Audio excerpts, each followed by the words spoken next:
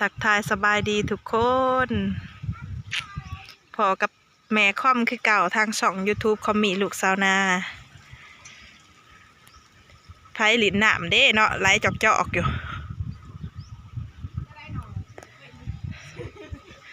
เมื่อนี้มาหาสาวคำเรียกว่านางคำแม่ลูกแม่เลี้ยงเดี่ยวเลี้ยงลูก2 คนอยู่กับลูก2 คนตามลำพังมื้อนี้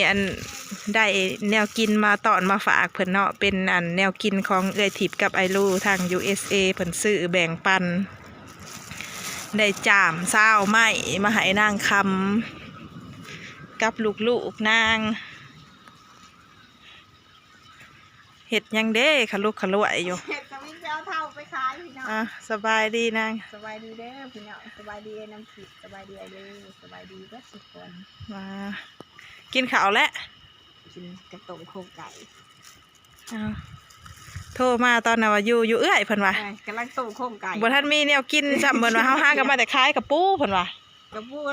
คุณกระปูกับน้องขอบใจเด้อพลาเสียมนะขอบใจไอ้ถีบเด้อเสียมนะเสียมไอ้ถีบเด้อคุณกระปูได้เป็น100 บาทพอได้ไปขายแน่เก่งใช่ละไอ้โตโน่นะไอ้โตโน่มึงเสียทางไหนสบายดีนะลูกสบายดีโอ้ยหนบงามเด้หนบแล้วผัดจากอ้ายผัดแหลนเขากล่องแค่มาเมื่อไรเห็นแต่น้ำชาเปิดน้ำใส่นางนะเต็มเลยปะจ๊ะน้องสาวมาอยู่นั่นน้องสาวมาแต่ใส่แต่หน้าอุดมไส้ถูกคนนั้นคือท้องไข่ฮะผู้ใดวะ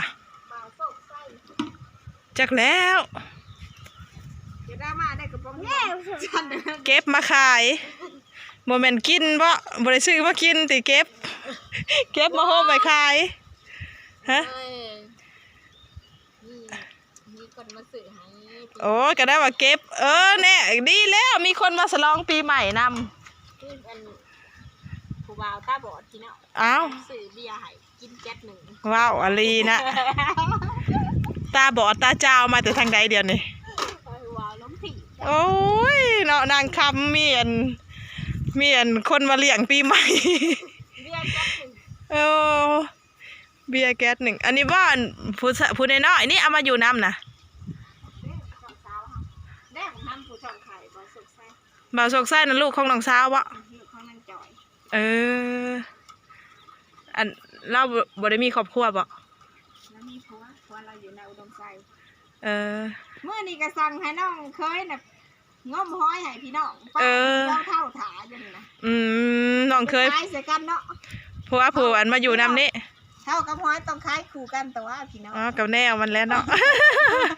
แนวมันแล้วเท่าไปเข้ามาสิลาบจะใส่บ่มีหอยบ่มีเครื่องลาบอีกบ่หอยบ่มีกระปูหาบักเครือขืนนำเด้อหาอยู่หอยกระปูมาขายเบิดละบ่กระปูขุดให้เขาลงกรุงเทพเขาเจ้าหับลงกรุงเทพขนมลูกหาน้ำปกติมันกับหอดนั่นดอกแน่ดีแล้วหาไปหันละเห็ดไปหาไปเจ้าเนี่ยก็แปลว่าบอกเดือยเพิ่นคนกรุงเทพเขาเจ้าลงไปกินเมียงโอเคตัวแห่ผัดแจ่เบิดเอื่อยเอาเอื่อยสิไปหาไปเพื่อนพอเฒ่าขมวนก่อนขอบใจเอื่อยกับอ้ายเพิ่นเด้อขอบใจเอ้ยน้ำทิพย์คนสวยแล้วก็ไอ้ลูกคนหล่อให้อยู่ดีมีแห้งรวยๆได้อ้ายเด้ออยู่ดีมีแห้งปีใหม่แข็งแรงขอบใจเอ้ยเพิ่นว่าหวานเห็นเนาะชอบครับนี่ซัมพ่อแล้วจังมีผู้บ่าวมาเลี้ยงเบียร์ปีใหม่เนาะไอโตโน่อุ้ยแก้มเจ้านี่นะเข็ดให้คอยอย่างบายเด้ปูลู่อยู่ป้าไปก่อนเด้อจะมาหอดเทือนพ่อใหญ่คำหมันเนาะเพิ่นอยู่ในห้องเพิ่นหนาวบ่มื้อนี้นะตั้งรอได้พี่น้องตั้งรอให้ของขวัญปีใหม่จากเอื้อยกับอ้ายทาง USA เนาะ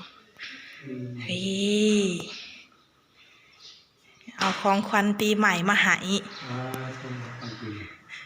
ของขวัญปีใหม่500,000ของเอื้อยน้ำทิพย์กับไอลูทาง USA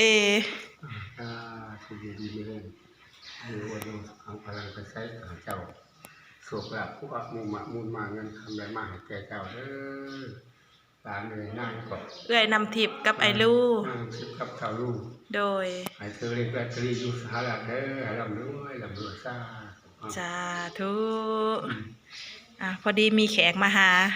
เขาขึ้นมาถ้าเขาขึ้นมาเลยค่อยมา โอ้ ไม่อยากลง เออ ลงคำว่าลงมาอย่างจะดีประจำเป็นร้อย แมน พงลงให้เติบมันเลยจะนอกเส้นก็ไม่อยากเป็นร้อย โดย หักไปคอยไปยางมือจะมานอนพอไปยันดีพวกเขาเนี่ยจะเป็นร้อย โดย ผู้เฒ่าลงมันเป็นนี่นะ ไม่เนาะ ลมจะทิ้งมันหลอดมันมีจนเขาอยู่หนักเขาจะหัวมือ โดย จังหวะ ให้อยู่ดีมีแห้งปีใหม่ผ้าใหม่ละบัดนี้หายเจ็บหายไข้หายพยาธิโรคาเด้ออายุหมันควันยืน เป็นห่มโพห่มไส้ให้ลูกให้หลานไปดนให้เพิ่นขึ้นมาพี่รถเนาะพ่อเฒ่าออกจากเพื่อนพ่อเฒ่าขมวนหรือว่าพ่อใหญ่ขมันเนาะก็มาฮอดเทือนนางมีบุญลูกสาวหลาแม่ทิพย์กับพ่อลูกเมื่อวานนี้อัน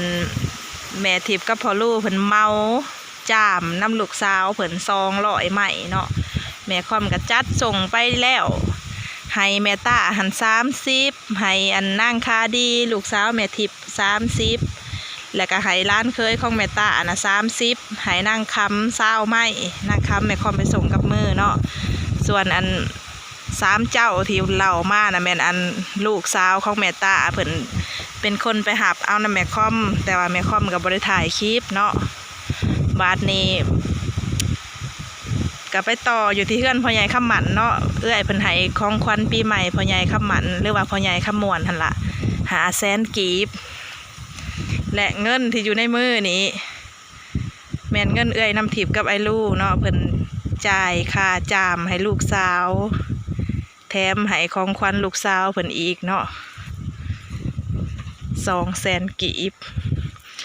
ก็ขอบบุญขอบคุณขอบโมกขอบใจไปทางเอื้อยน้ำทิพย์และไอ้ลูกทาง USA หลายๆเด้อที่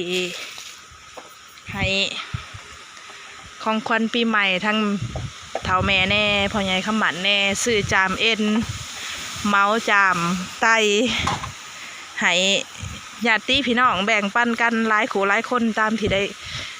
สื่อมาเนาะทั้งที่ได้ถ่ายคลิปแล้วก็บ่ได้ถ่ายคลิปพี่น้องเอ้ยโอ้ยมื้อนี้คือเป็นลมตาดแท้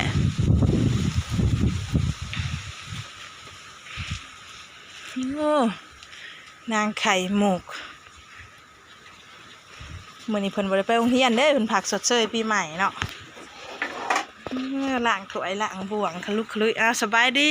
ค่ะลูกเฮ็ดเวียกครัวก็เป็นเด้คนนี่รู้จักล้างถ้วยล้างบ่วงอีกน้องนอนบ่นี่โอ้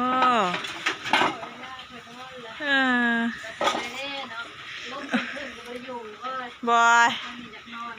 ล่มผัดข่าวดีล่มผัดข่าวดีหลังปีใหม่มือทำอิฐโอ้ยนอนแล้วไหนมาเลยข่าวดีมาลูกเนาะโอ้นอนรับป้าแม่ทิพย์แล้ว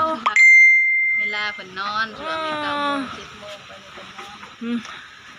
สบายดีปีใหม่มาเอื้อยก็แจกของขวัญปีใหม่ให้ทุกคนรัวๆเนาะเงินค่าจามกับของขวัญลูกสาว200,000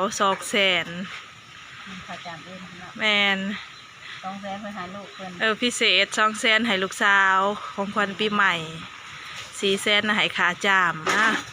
จะมีเดียผิดหลายเด้อหนุนน้องนุ่งลูกหลานตลอดให้อยู่ดีมีแฮงค้าขายประกันภัยกัน